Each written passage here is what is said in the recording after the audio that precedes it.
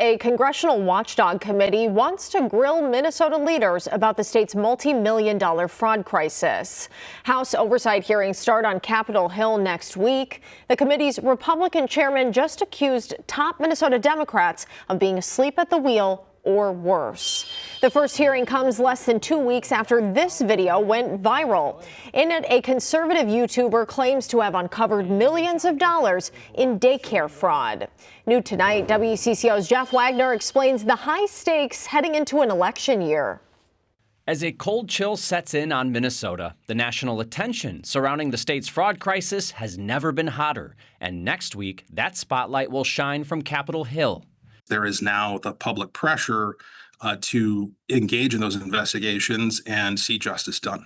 Republican State Rep Walter Hudson is one of 3 local lawmakers testifying in Washington next week when the House Oversight Committee holds its first hearing on fraud and misuse of federal funds in Minnesota. DFL Governor Tim Walz and Attorney General Keith Ellison are invited to testify at a later hearing next month. Rep Hudson hopes they attend and share their side of the story. If the things that the governor has been claiming about his efforts to get ahead of this, as he puts it, are true and merited, then that's something that the American people should know. Governor Walz released a statement saying he's happy to work with Congress before adding this congressional committee is known to hold, quote, circus hearings. He testified at one last summer on Minnesota's immigration policies. But with Walz's run for a third term looming, political experts believe the scrutiny from his critics in Congress could hurt his campaign.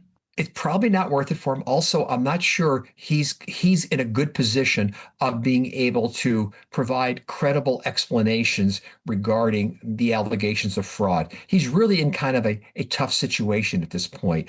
Jeff Wagner, WCCO News.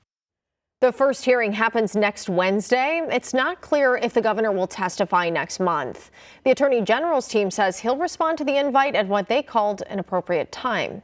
Minnesota's fraud crisis burst into the national spotlight last month after this report about fraud caught President Trump's attention.